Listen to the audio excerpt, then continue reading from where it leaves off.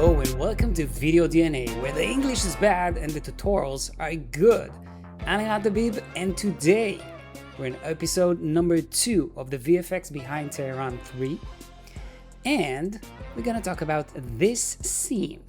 Not the gory part of this scene, but something else on this scene. And because not a lot of things happens in episode 2 VFX wise, we're gonna talk about the most powerful technique you'll ever see for Mocha in After Effects, based on a shot from season number 2, episode 2 by the way. So let's jump into what we're gonna do today. So today we're gonna talk about screen replacements, because most of the time when you're looking at screens in Tehran, in other series, 50-50% it wasn't shot with the content inside it. So it was shot empty and the content was injected to it afterwards. So because we do this so much, I think we're gonna dive in and see it in a different kind of way, because today, as opposed to other episodes, we're gonna go from the bottom up. So it means that we're gonna do everything from scratch. So if we're looking at this shot, which we're gonna start with, we have this screen and we have a few things that we need to talk about when we are placing new screens. So the techniques I'm about to show you are gonna be very, very valuable for any projects you're gonna do with screens. So I'm gonna delete everything and we're gonna start all over again. But except this layer, we're gonna recreate everything else, but not this one. This layer is that she has a little boo-boo, and we're not gonna talk about the boo-boo. I like the word boo-boo. I don't know why. Anyway, goodbye boo-boo, and we're gonna leave the color reference adjustment layer. We're gonna delete this layer and bring every layer to its starting point. So no effects, no nothing. So we have two layers, main layers. We have the screen layer and we have the plate layer. And the first thing I'm gonna do is I'm gonna select this layer and I'm gonna track the screen. Pretty straightforward. I'm gonna place the Mocha effect and I'm gonna press the Mocha button. And of course, I'm gonna switch to full resolution. And what I'm gonna do after closing all these screens, I'm gonna select the X-Spline tool and I'm gonna select the screen point by point, and I will give it some extra detail so it will have better chance at understanding the plate. So we're gonna go from the end is okay. We're gonna go to the track and we're gonna track back. Oi! Mamenico, det är stalking in! Perfect.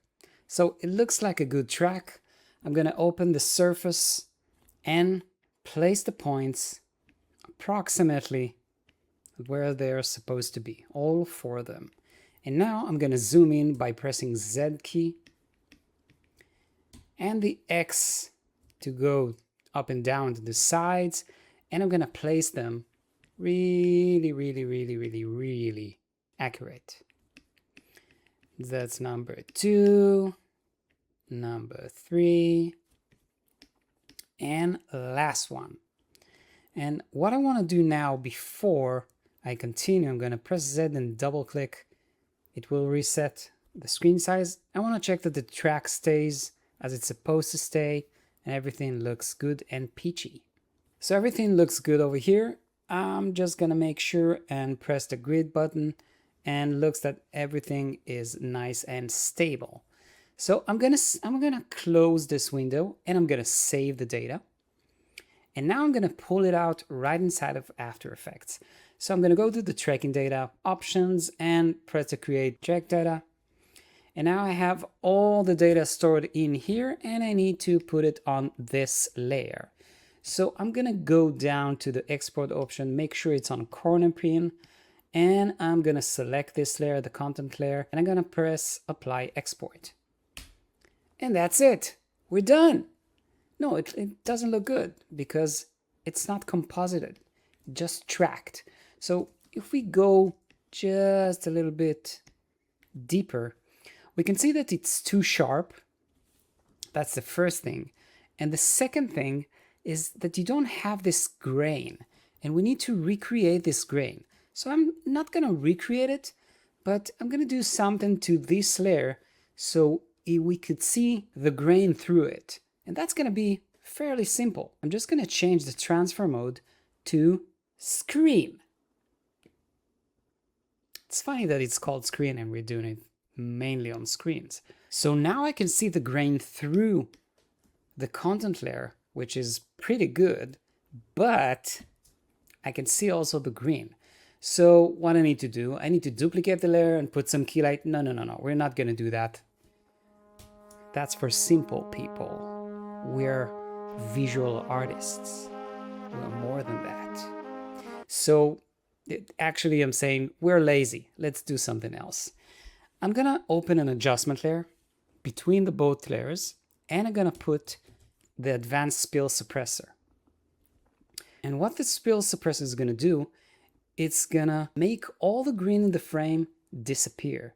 So before I continue, I wanted to move exactly as this layer because I'm gonna mask it. I wanted to influence only the screen area. So I'm gonna go back to the plate. I'm gonna select this time a transform, and I'm gonna select the adjustment layer, and let's call it spill.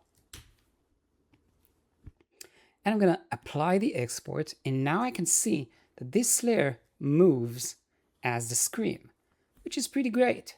So what I'm gonna do now, I'm gonna mask this area.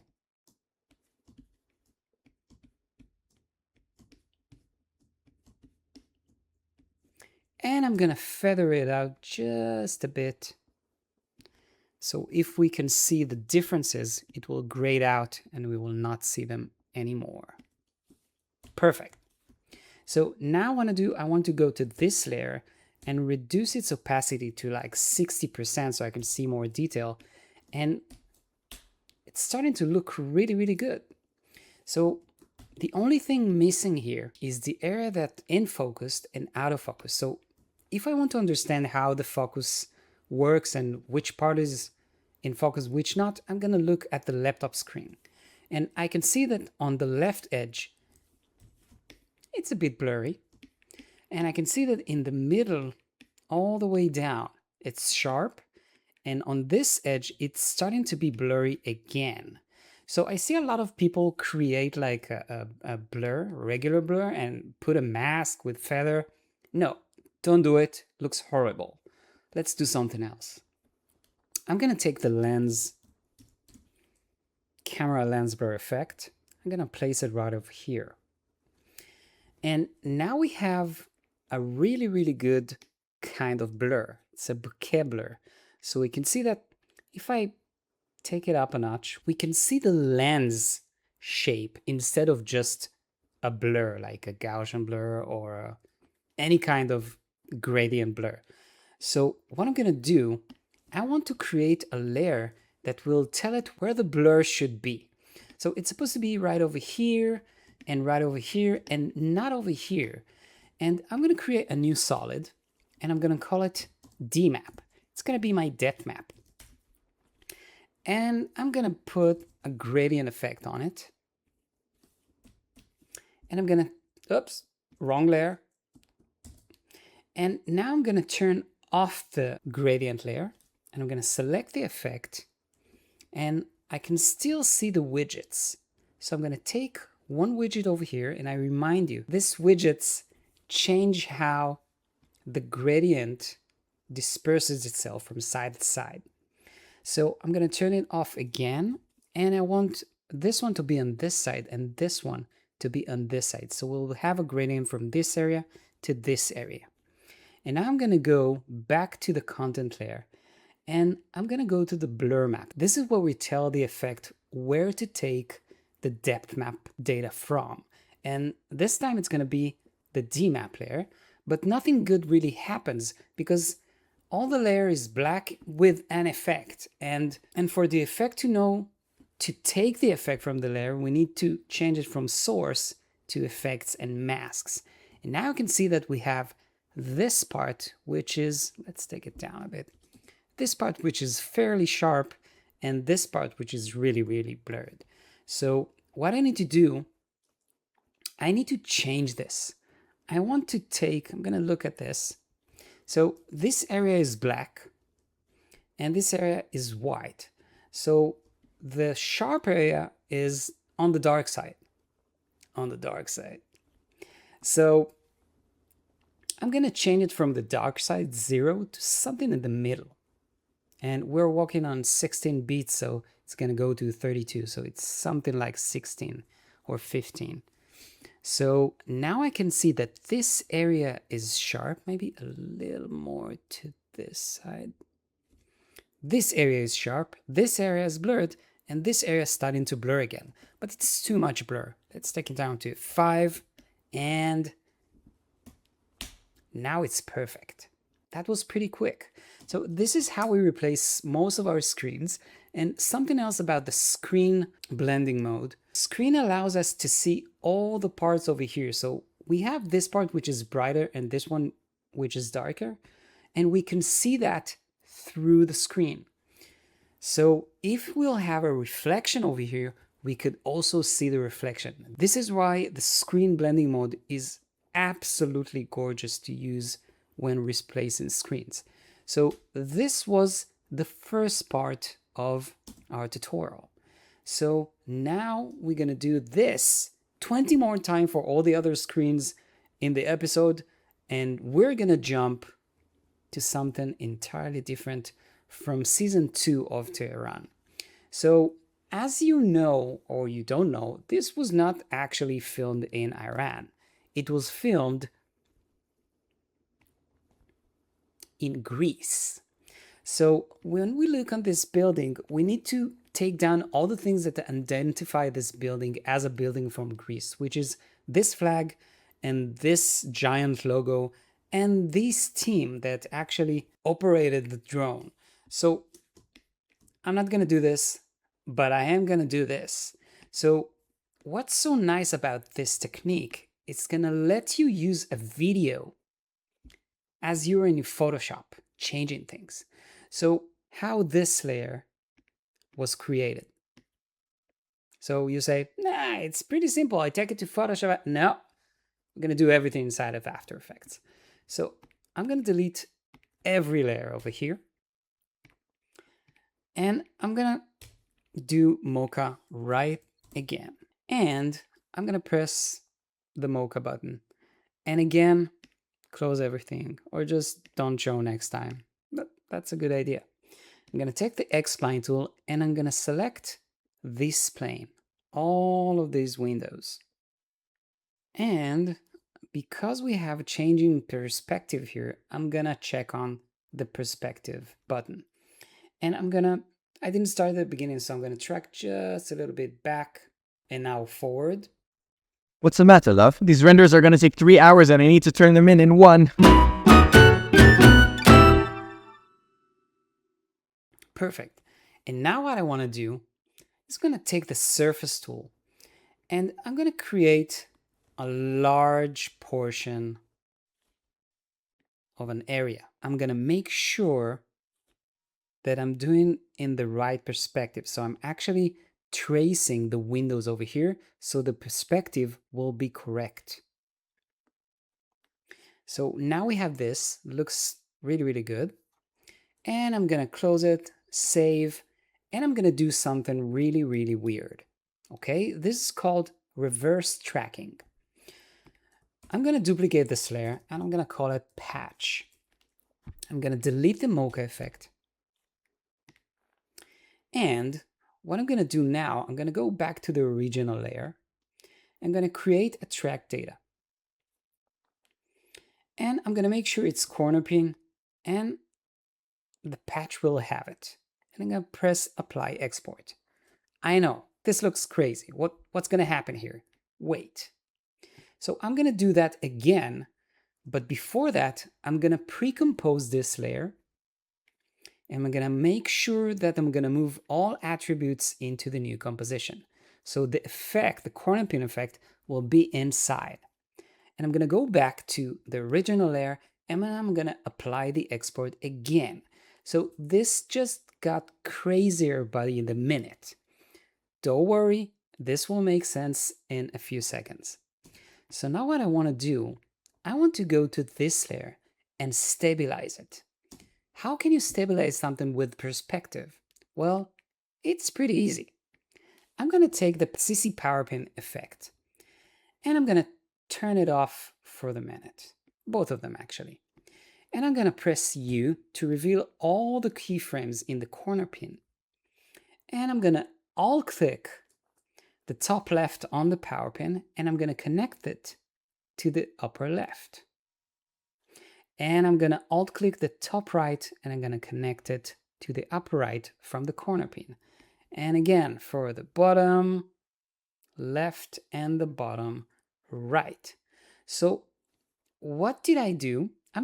I told the CC Power Pin to take all of the keyframes from the corner pin. When I'm gonna check it on, it will gonna look exactly the same, except of one thing. I can press the unstretch button, and now I got this. You can see the people inside. You can see the perspective slightly changes. You can see all of the details, including the noise, which is pretty missing if you try to do this in Photoshop. So what I'm gonna do, I'm gonna pre-compose it. The name doesn't really matter right now. And I'm gonna duplicate this layer and I'm gonna create a mask around this area. And I'm gonna take the corner pin, just gonna move it right over here. And you know what? Maybe over here. So there'll be like a slight difference between them. And I'm gonna feather it out just a touch. And we're done. Look at this. Everything changes in size. And when we go out, you see the best cleanup you have ever seen in your life. And by the way, this is exactly what happened to the crew here. I took this area and use it. So I'm gonna do it pretty quick again. So I'm gonna go to the Mocha again, and this time don't show again. That's good, that's smart. I'm gonna call this logo and I'm gonna turn it off and I'm gonna take the X-Spline tool and I'm gonna select this area and I'm gonna take the plus one. I don't know how do you call this, the X-Spline Plus. Now on sale. So this is how it sounds. And I'm gonna create this area because it sits on the same plane, so it will be a waste not to use it. So what I'm gonna do, I'm gonna just track everything again. And I'm gonna use the perspective because there is a perspective shift here. Usually not pressing it, this time I am. Render brained? I'm gonna have to sell my kidney for that.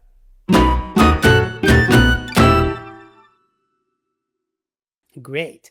So I'm gonna take this edge right over here and this corner right over here. And this one, again, I'm trying to recreate the perspective of this. So now I can make it larger, but maintain the perspective. So I'm gonna close this, press save.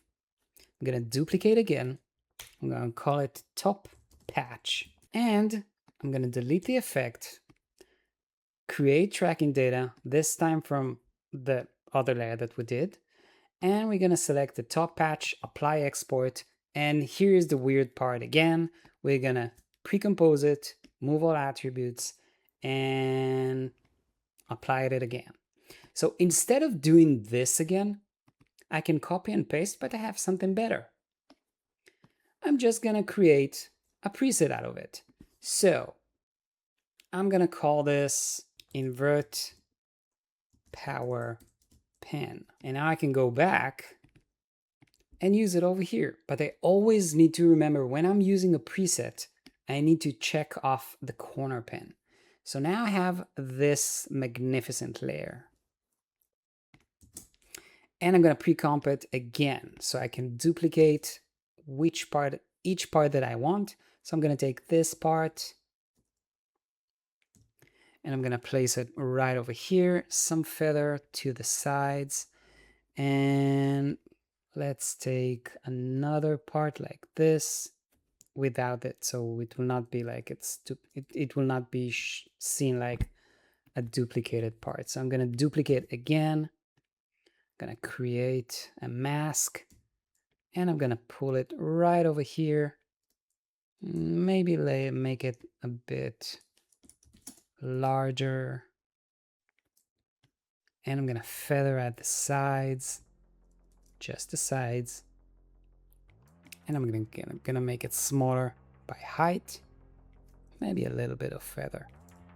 I'm gonna take it just over here, and now I can see that I have this wall over here, and all I need to do is to create another track for this one over here, but this one I'm gonna let you do. But to save you some hassle, I'm gonna place this preset so you can download it on the page of this tutorial on our site. So the link will be below in the description. So I think that's enough for one day. And if you thought that not a lot happened in episode 2, wait until you see episode 3, which I'm really excited about because one of the best scenes that I like to work on is there, and I'm gonna show exactly that. So I'm gonna see you next week on Monday after episode 3 is streamed on Apple TV. Until then, have a good one.